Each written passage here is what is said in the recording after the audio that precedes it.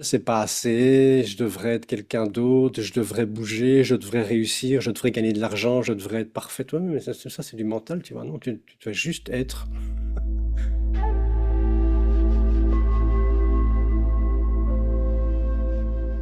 Aime-toi comme tu es là.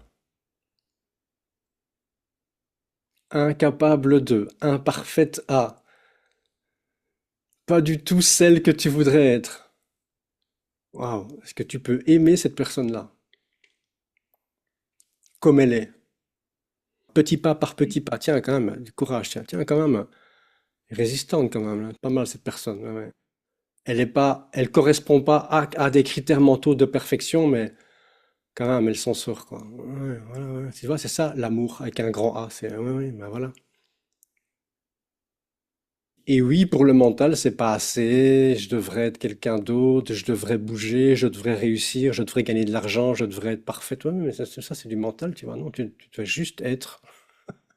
Et la bonne nouvelle, c'est que juste être, c'est pas très compliqué parce que vous ne pouvez pas ne pas être. Essayez là maintenant de ne pas être.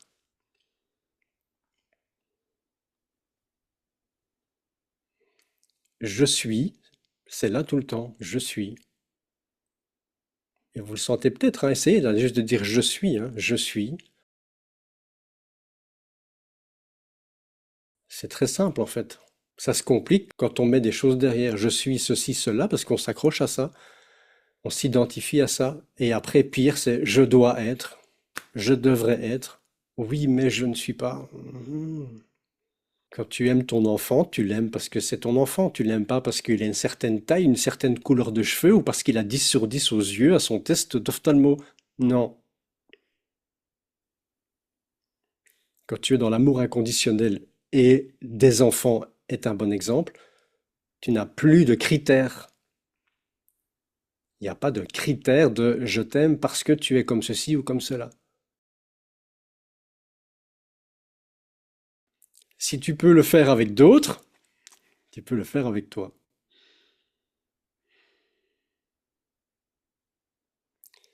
Si ton fils était dans la douleur et la limitation, est-ce que tu arriverais à l'aimer?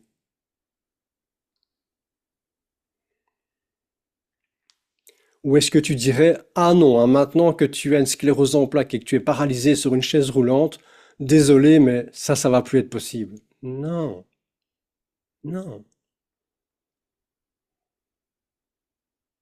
Tu dirais jamais à ton fils, j'ai pas envie que tu sois comme ça. Non. Et tu te le dis à toi-même.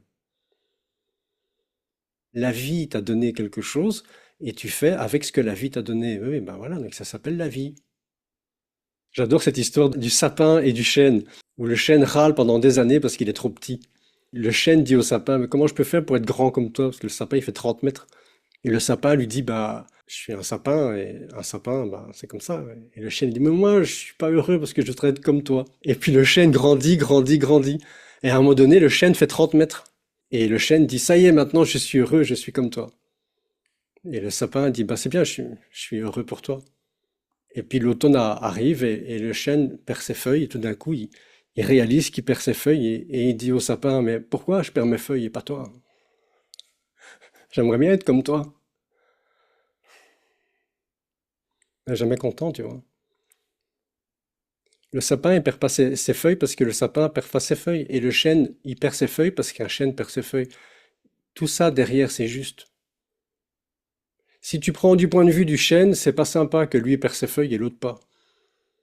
Mais si tu prends du point de vue du sapin, c'est pas sympa que le chêne a des grandes feuilles vertes et que le sapin il a des aiguilles, tu vois. Enfin, du point de vue du personnage, c'est jamais ok, c'est jamais juste. Mais d'un point de vue plus large, fais confiance en la vie. Inch'Allah, comme disent les musulmans, qu'il soit fait selon ta volonté, comme disent les chrétiens. Et à un moment donné, il faut lâcher, quoi. Hein. Tu vois bien que tu te bats contre ça depuis tellement longtemps. Avec quel résultat? Est-ce que c'est moins douloureux? Est-ce que c'est moins limité? Et le but n'est pas que ce ne soit plus douloureux ou que ce ne soit plus limité. Le but, c'est d'être libre de ça. C'est ça la liberté du bouddhisme. C'est que ça soit libre, oui, Cette vie d'humain est douloureuse et limitée. Oui, oui, ok, mais ça s'appelle la vie. Cette expérience humaine est douloureuse parce que l'organisme humain crée de la douleur et en vieillissant, on perd nos capacités physiques et puis on meurt. Et puis c'est limité, bah oui, oui, on peut pas voler, on peut pas respirer dans l'eau, donc il y aura toujours des limites, tu vois, toujours, toujours. Mais l'idée, c'est pas de pouvoir faire ce que tu veux partout, l'idée, c'est d'être OK avec ce qui est là maintenant et d'être en paix avec le fait que ce soit douloureux et limité. Ouais. Tu vois, comme ça allège le travail, je dois juste accepter que ce soit limité et douloureux. Et là, au lieu de percevoir uniquement la limitation, tout d'un coup, tu perçois que, mais en fait, je peux marcher, je peux bouger, je peux faire plein de trucs, en fait, dans cette vie. Donc, je suis pas si limité que ça, en fait. Non, non, t'es pas si limité que ça, mais la vie te montre que tu dois d'abord accepter les limites qui sont là. Sinon, tu auras toujours des limites, quoi que tu fasses, où que tu ailles, quel que soit ce que tu vas délimiter, tu auras toujours d'autres limites. Donc, tu seras jamais heureuse. Jamais. Parce qu'une vie sans limite d'être humain, ça n'existe pas. Pour beaucoup d'entre nous, c'est ça, hein, il faut aller jusqu'à un point où, voilà, j'ai tout essayé et ça fonctionne pas. Ouais, ouais, ouais, ouais, ouais. Donc, de nouveau, le message, c'est que t'es pas obligé de te cracher, mais pour beaucoup d'entre nous, on est obligé d'aller suffisamment loin pour que ça lâche. Ouais. Sinon, il y a toujours un truc derrière qui tourne et qui dit, à un moment donné, je vais arriver à me sentir libre et à contrôler ma vie. Ouais, ouais, bah, vas-y, continue. Ouais. Ouais.